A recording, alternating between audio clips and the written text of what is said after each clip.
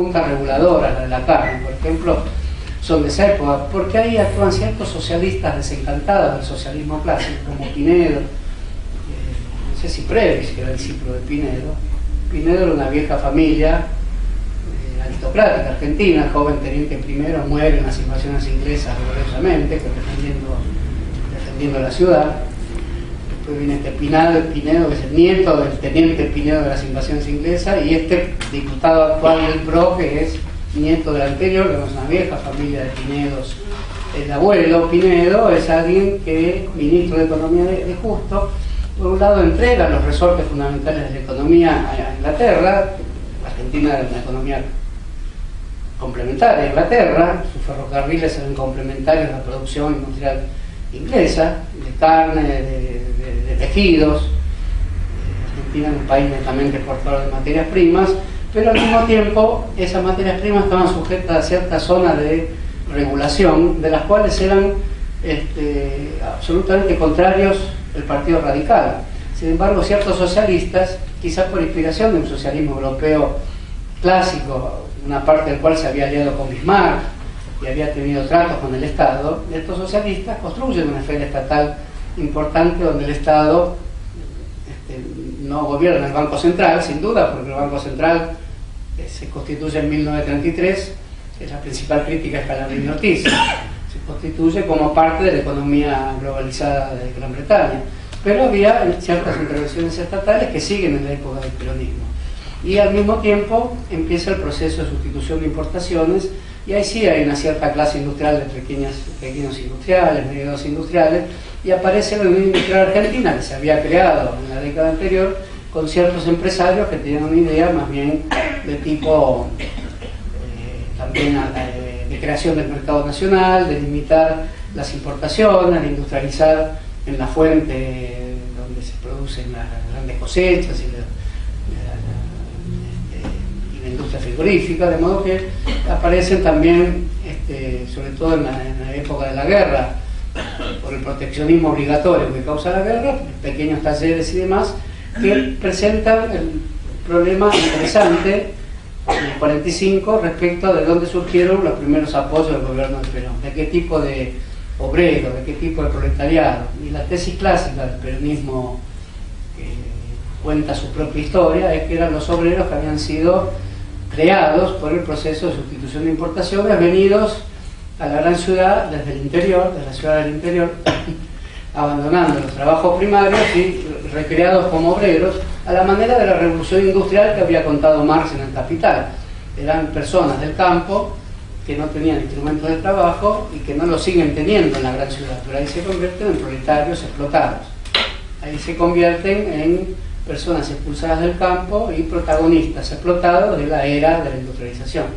Bueno, algo así habría ocurrido en Argentina, pero en realidad también acá hay muchos matices, porque al peronismo pasan muchos dirigentes sindicales, muchísimos dirigentes sindicales de cuño socialista. Muchísimos, tantos que hoy no es posible decir que la fundación del peronismo fue hecha con obreros nuevos que no tenían previa composición o adhesión política o ideológica y que eran los protagonistas mitológicos, digamos, de la industrialización, porque venían de las tareas agrícolas. Esto no está así porque ningún movimiento se forma, sobre todo el peronismo, que viene con una gran experiencia sindical, sin experiencias sindicales anteriores importantes, y estas eran socialistas en gran medida, y no pocas comunistas.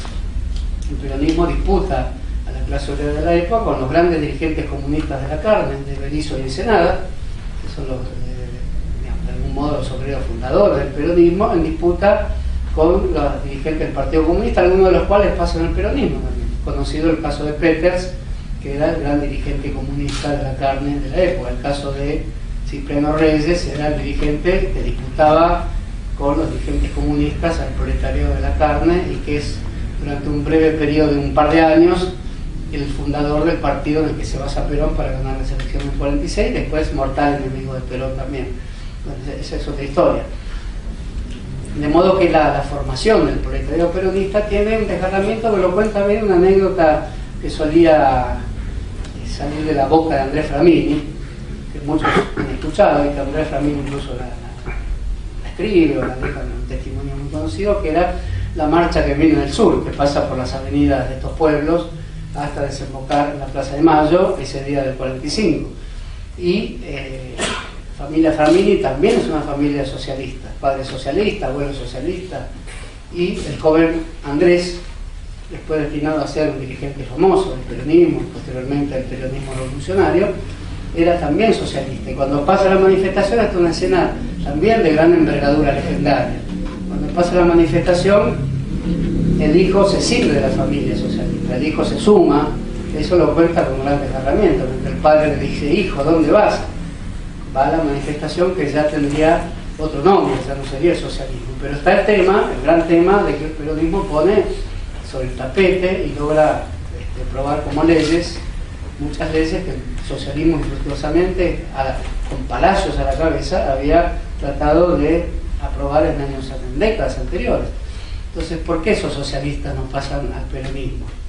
Porque las palabras son importantísimas, las personas que se siguen, los himnos que se cantan, las identidades que se tienen, son importantísimas. El socialismo clásico hubiera querido que sus reivindicaciones fueran hechas con las palabras del socialismo, con los signos del socialismo, con las banderas del socialismo. Y si se decía: pero si son las mismas, papá, son las mismas, solo que hay que cantar otra marcha.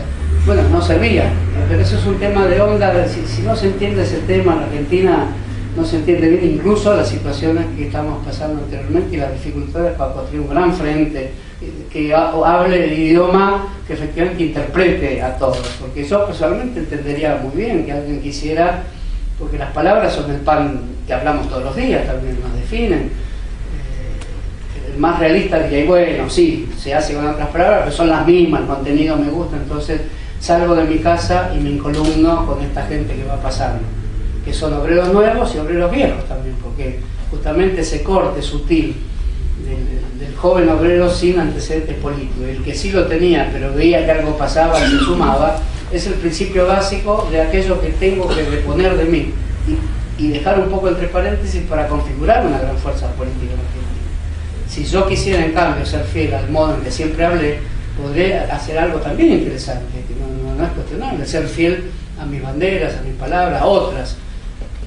Y decir: no, yo quiero que se haga esto, aunque sea parecido, pero con las palabras que yo respeto y que forjaron mi propio lenguaje. Bueno, estamos entonces en esos años donde efectivamente aparece por primera vez en la Argentina algo que ya estaba insinuado en la época de la Belle Époque, de las grandes oligarquías con cierta sensibilidad que intentaron esta ley de trabajo, como digo, y que después siempre tuvieron presente la idea de que había que equilibrar la sociedad, que no había que dejar que la sociedad triunfara un espíritu anarquista revolucionario, permitiendo la agremiación. Eso era el sector moderno o moderado de las clases dominantes, que decía: ¿por qué no una agremiación sindical?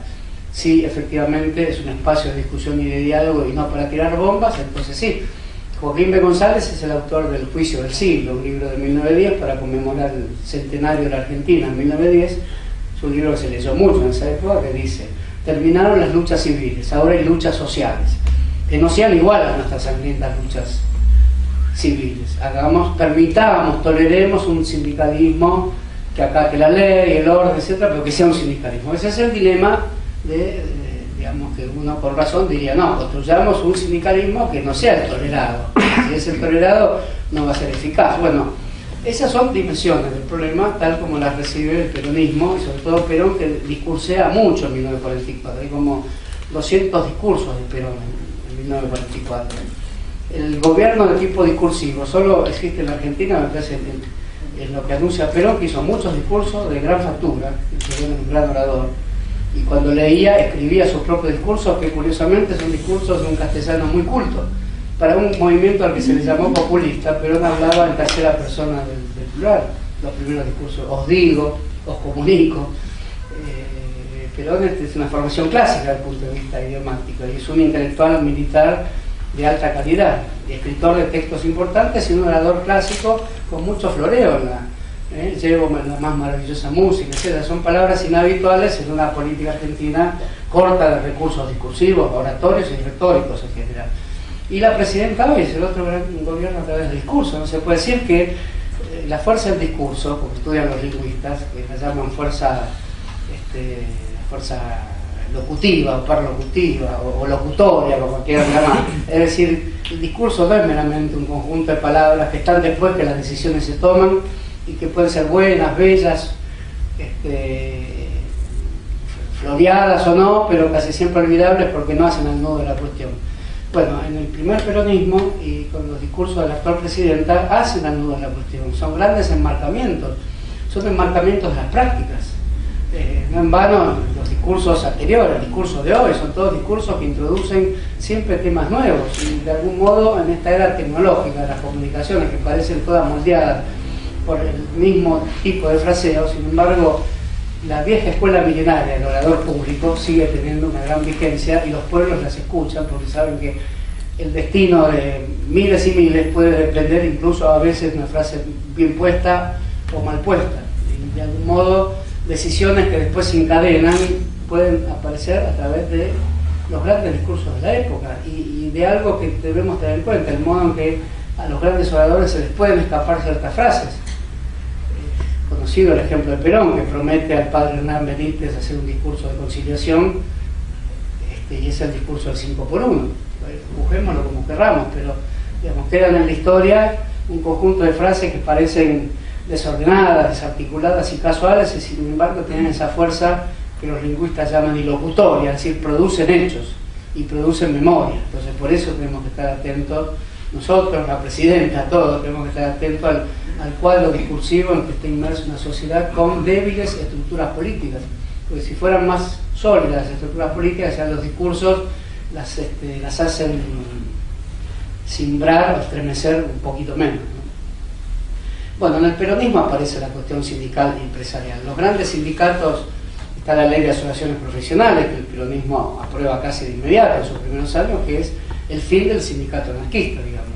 La CGT se crea en 1930 y el gremio más fuerte ya no es un sindicato de oficio, es el gremio de la Unión Ferroviaria, hoy sustituido por camioneros, curiosamente, gremios de transporte, que retratan los dos modelos económicos por los que atravesó el país, ferrocarriles hasta 1930, 1950, donde empiezan a ser desgraciadamente desmantelados, y la Unión Ferroviaria que construye su edificio en ese año.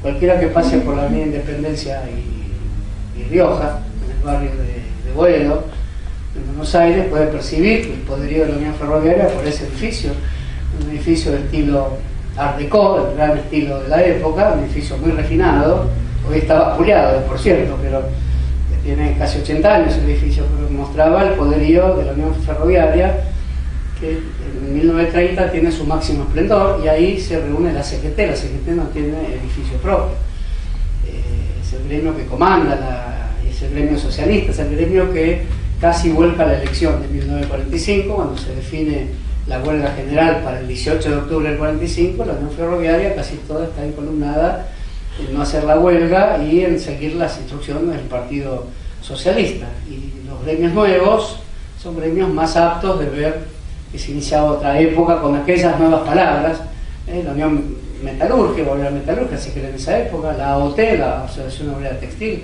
en esa época, no así Telefónicos, que son del 20, ATE, que tiene un impulso libertario, es de 1920 más o menos. En cambio, PCN se crea también en esos años del 45, que eran en principio empleados jerárquicos de la administración. Los gremios centrales y más fuertes de la época, sobre todo los metalúrgicos, que escribirán la historia siguiente hasta que desfallece el metalúrgico. Poco antes se debilita por la creación de SMATA, el gremio que en otros países el gremio automotriz está dentro del metalúrgico, como en Brasil. El ascenso de Lula se debe en gran medida al gremio metalúrgico, es el gremio automotriz. En Argentina, desde los años 50, el gremio automotriz y el gremio metalúrgico que disputan por la agremiación, ya no, porque son dos gremios que tienen una entidad menor, no el de Mata, que está creciendo porque se fabrican más automóviles, pero el metalúrgico pasó de 300.000 afiliados a 100.000 o 80.000, que es un gremio que vivió la desindustrialización en Argentina. Hoy disputa la afiliación comercio y camioneros. Es la misma disputa de Mata y la UOM de los 30 años anteriores.